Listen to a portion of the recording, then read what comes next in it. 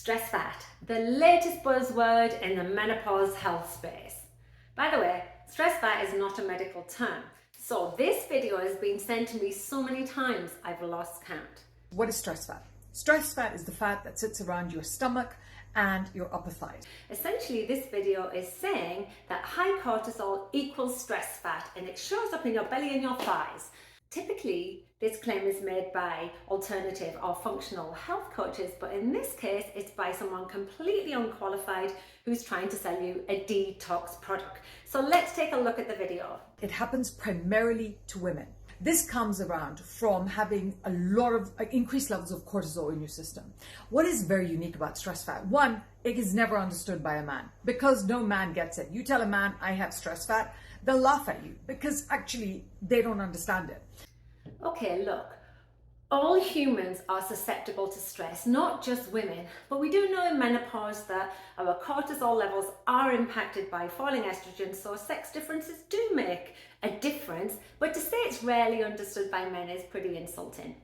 Number two, stress fat cannot be dieted away. It's impossible. You only get fatter. That's incorrect. Fat actually can be dieted away. If you're trying to reduce subcutaneous or visceral fat, you do indeed lose that by reducing your energy or calorie intake. Number three, you cannot work out and reduce stress fat. You get more fat because the levels of cortisol rise when you work out and you're starving yourself. So you get fatter, not thinner. Imagine saying don't exercise. Exercise increases acute stress. Actually, our body responds to that in a really positive way. You don't get fatter from exercise. Okay. Number four, no personal trainer understands this. They start saying things like, you need to be in calorie deficit. You think I don't know calorie deficit? I'm a goddamn woman. I know calorie deficit from when I was born.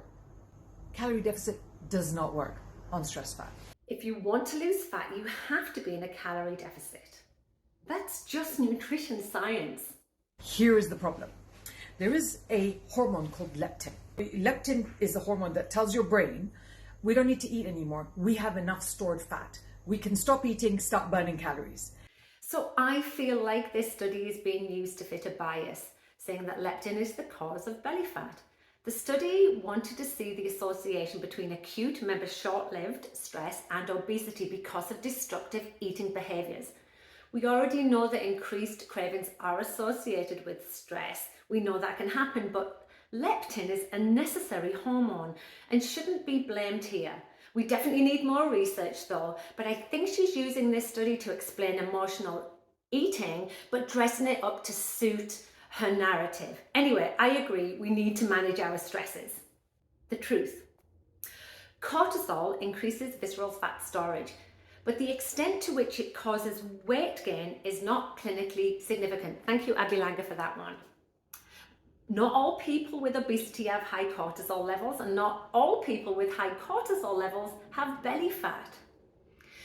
Elevated cortisol doesn't mean you can't lose weight either. There's no research to support that theory. The truth about chronic stress though is much more complicated, and it can include genetics, hormones, socioeconomic status, to name just a few.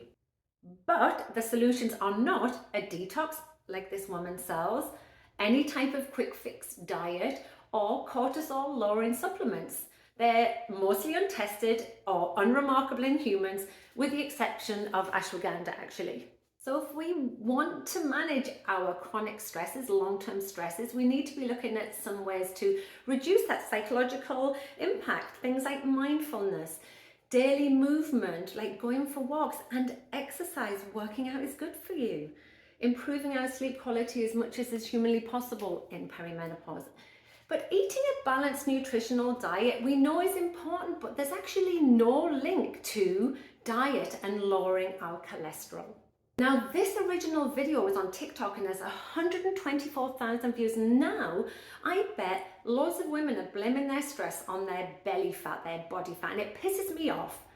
There's so much more needs to be done about the messaging, about how it's normal to change shape in perimenopause, and we have to be somewhat accepting of that. But there are ways we can manage our stresses through lifestyle impacts, and there's also ways we can lose weight through our nutritional choices.